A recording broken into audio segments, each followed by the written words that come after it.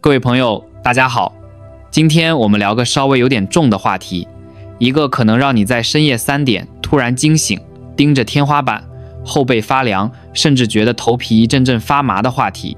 我們要聊什麼？聊死，別劃走，別忌諱。我知道我們華人文化裡，尤其是老一輩，那是聽不得這個字的。但我發現一個特別有意思的現象，現在的年輕人反倒比老人更焦慮這件事。前2天我看那個圓桌派，竇文濤、梁文道他們一幫老男人在那兒聊出一個讓我極其震撼的細節。竇文濤說，他小時候有一次蹲在廁所裡，那種幾十年前的老式蹲坑，周圍安安靜靜的，突然之間一個念頭就像閃電一樣擊中了他，我會死。不是那種概念上的人終有一死，而是極其具象的我竇文濤這個意識，這個身體有一天會徹底消失。這裡是意識覺醒，記得按讚訂閱並打開小鈴鐺，這樣您就不會錯過我們的新影片。他說那一瞬間他有一個生理反應，各位你們體驗過嗎？他說他覺得自己的後腦勺咻地一下變小了，那是極度的恐懼導致的血管收縮。他在那個廁所裡想通了一個絕望的邏輯，哪怕我現在才10幾歲，但那個終點是確定的。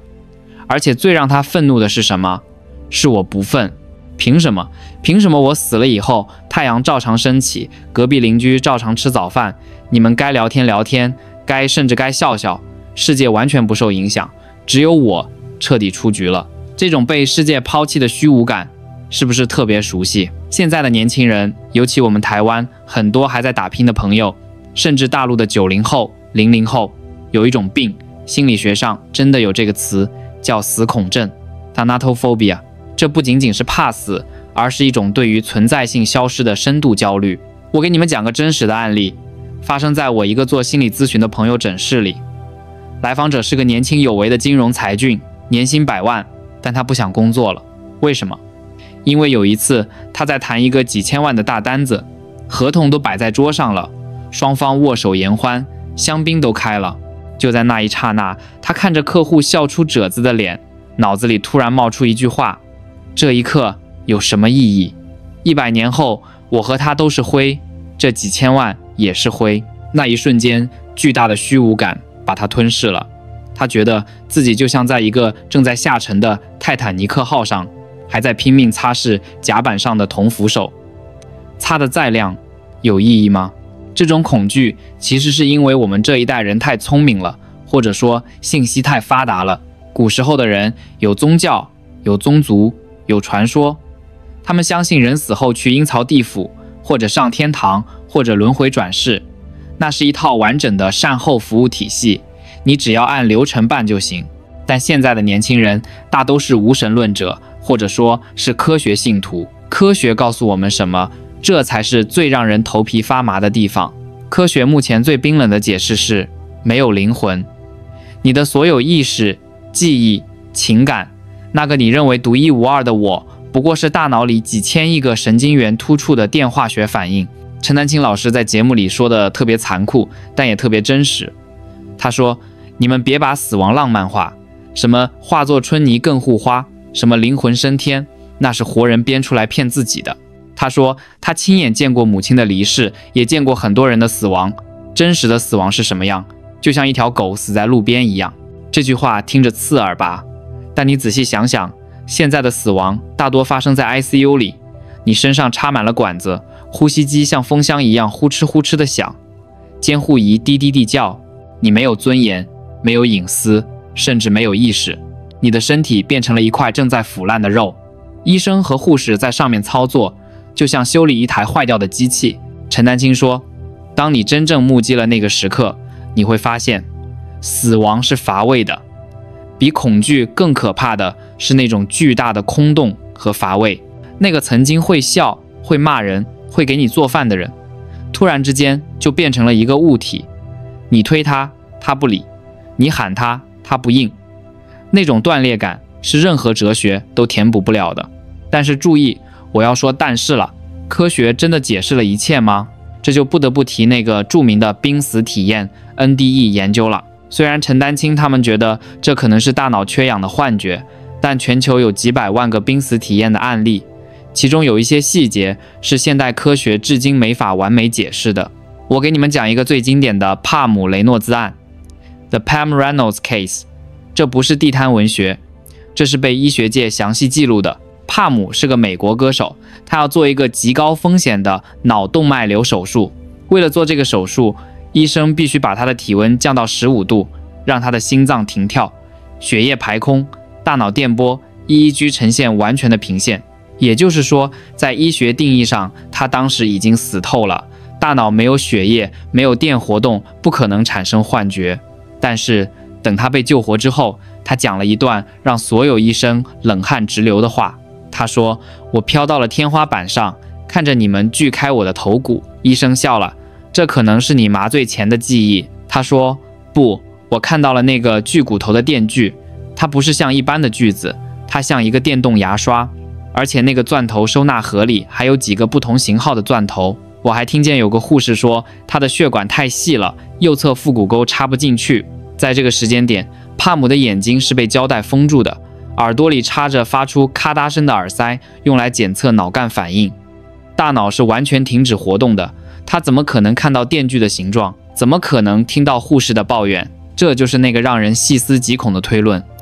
也許意識並不完全依賴於大腦而存在，也許大腦只是一個接收器，就像電視機一樣，電視機壞了，圖像沒了，但信號、靈魂、意識還在虛空中飄蕩。如果這個推論成立，那麼死後的世界到底是什麼樣的？很多瀕死體驗者都描述了一個共同的景象：隧道，長長的黑暗的隧道，盡頭有一束溫暖的不刺眼的光。在這個過程中，你會經歷所謂的人生跑馬燈，但這不僅僅是像看電影一樣回顧那些死而復生的人說，那個回顧是全息的。你不僅看到了你做過的事，你還體驗到了你當時的情緒，甚至這最關鍵，你體驗到了被你影響的人的情緒。比如你小時候欺負過一個同學，打了他一巴掌，在瀕死回顧裡，你不僅看到了自己打人，你還變成了那個同學，你感受到了那一巴掌的疼痛，感受到了他的羞辱和恐懼。如果這是真的，那因果報應這個詞可能就不再是迷信，而是一種物理法則。你對他人的所有善意或惡意，最終都會回到你自己身上，讓你重新體驗一遍。這難道不比任何地獄的酷刑更讓人戰慄嗎？說到這兒，我們再換個角度，看看不同文明是怎麼面對這個終極恐懼的。竇文濤在節目裡提到埃及，我覺得埃及人的生死觀可能是全人類最高級的，也可能是最變態的。你去埃及旅遊，你會發現那是個很奇怪的國家。現代埃及亂糟糟的，房子好像永遠蓋不完，上面都留着鋼筋頭。當地人辦事慢吞吞，遲到2個小時是常態。為什麼？因為在古埃及的文化基因裡，現世就是個草稿，活着的時候啥都不重要，他們一輩子都在為死做準備。法老登基的第一天就開始修金字塔，老百姓攢了一輩子的錢，不是為了買房買車，而是為了做成木乃伊，為了買那一本亡靈書。在他們的信仰裡，死後的世界才是真實的、永恆的。人死後要走過一條長長的路，最後來到審判大廳。死神阿努比斯會把你的心臟掏出來，放在天平的一端，另一端放一根鴕鳥羽毛，那叫真理之羽 Mat。 如果你的心臟因為做過壞事，充滿了沉重和罪惡，比羽毛重，那旁邊有個叫阿米特的怪獸，一口就把你的心吃了，你就徹底魂飛魄散，這叫2次死亡。如果你一生坦蕩，心像羽毛一樣輕，那你就能進入蘆葦園，那是永恆的樂土。這種向死而生的哲學，讓埃及人對現世的苦難有一種驚人的鈍感力。你說我窮，沒關係，反正我是要死的。你說我失敗，沒關係，審判的時候不看銀行存款，只看心的重量。反觀我們現在的社會，不管是大陸還是台灣，我們太急了，我們拼命想在這一輩子把所有的福都享完，把所有的錢都賺完。為什麼？因為我們潛意識裡認定死了就沒了，這輩子是唯一的單程票，所以必須搶座位，必須插隊。這種對斷滅的恐懼造就了我們的狼性，也造就了我們的焦慮。但是真的就這麼完了嗎？節目裡還提到了一個特別有爭議的話題——安樂死。這其實是現代人試圖從死神手裡奪回一點點控制權的最後努力。窦文濤提到了那個 BBC 的紀錄片，講的是一個叫西蒙的中產階級精英，他得了漸凍症，就像霍金那種病。他不想像塊爛肉一樣躺在床上，大小便失禁，靠呼吸機維持。他決定去瑞士，那是世界上少數允許協助自殺的地方。那個過程看得我真是五味雜陳，甚至有點想哭。這不是我們想象中那種淒慘的自殺，在瑞士那個診所裡，看起來就像個溫馨的酒店。西蒙和他的妻子、朋友，甚至還開了個小 party， 大家喝着酒，聊着天。雖然那個氣氛下，每一句笑話背後都是眼淚。到了最後的時刻，醫生會非常嚴謹地反覆確認：你是自願的嗎？你知道喝下這個會發生什麼嗎？西蒙躺在床上，手裡拿着那個控制點滴開關的按鈕。法律規定，最後這一步必須由他自己完成，這是最後的尊嚴，也是最後的殘忍。他對妻子說了一段話，錄音裡那個聲音顫抖但堅定。Debbie, you've been a truly fantastic wife to me. I've loved you. Goodbye. Debbie, 你對我来說是個完美的妻子，我愛你，再見。然後他大拇指輕輕一推，我就在想，那一刻他腦子裡在想什麼？是解脫，是不捨，還是面對未知的巨大恐懼？藥物進去很快，幾分鐘後，呼吸停止，心跳停止。這給你一種什麼感覺？就是控制感。我們怕死，很大程度上是怕失控，怕那種不知道什麼時候來，以什麼方式來的厄運。而安樂死把死亡變成了一個可以計劃的項目，這就大大消解了恐懼。可是我們普通人沒得漸凍症，也沒錢去瑞士，我們怎麼克服這種恐懼？馬未都在節目裡說的挺逗，但也挺有哲理。他說：“我現在不怕死了，但我怕疼。”這其實是大實話。現在的醫療技術有時候挺缺德的，它讓你死不了也活不好，這叫無效醫療。我看過一個數據，現代人在 ICU 裡搶救的最後28天，花掉的醫療費可能佔他一輩子醫療支出的70%。我們為了讓心電圖上那條線多跳幾天，把老人的肋骨壓斷，心肺復甦，氣管切開，全身插管。這時候你就要問了，這到底是在救命，還是在延長死亡的過程？我們農村有句土話特別狠，叫不得好死。其實現在很多在 ICU 裡強行續命的狀態，真的就是某種意義上的不得好死。所以現在很多高知分子，包括我自己也在考慮，是不是要簽那個生前預囑 Living Will， 就是如果我到了那個不可逆的階段，別給我插管，別給我電擊，給我打足止痛藥，讓我體面的走，這算不算一種看開？最後，我們再聊聊那個最玄乎的輪迴和催眠。節目最後，徐子東提到了一種心理治療法，叫前世回溯。哪怕你是堅定的唯物主義者，你聽聽這個也挺有意思。有些心理醫生會通過深度催眠，引導病人去尋找上一世的記憶。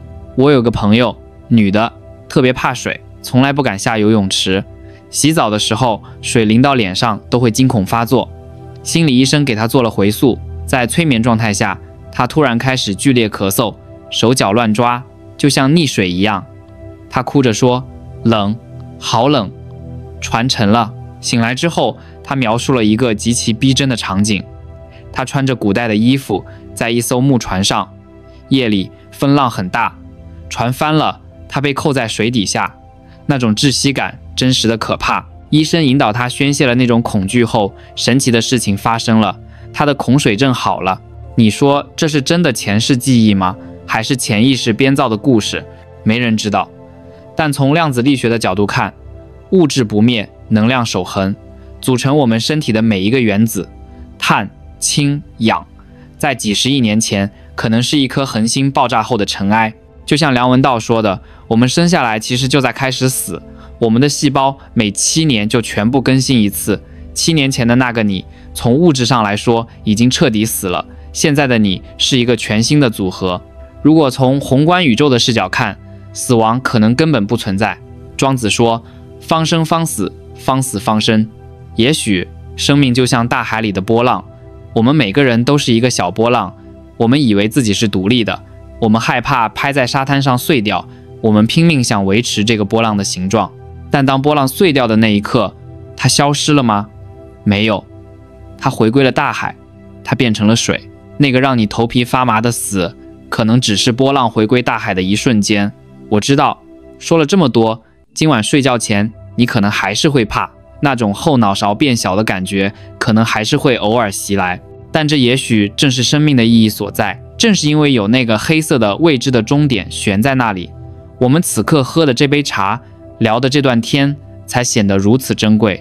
如果人真的長生不老，那才是最大的詛咒。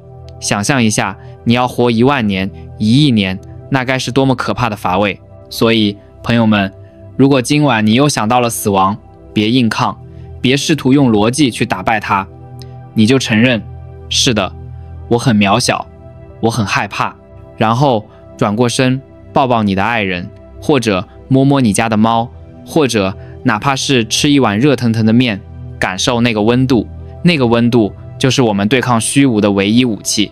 就像節目裡那個笑話說的，有人問死後會去哪，最好的回答也許是去哪不重要，重要的是別在去之前就已經死氣沉沉的活着。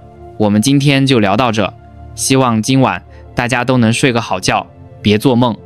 如果做夢，希望是個關於飛翔的好夢。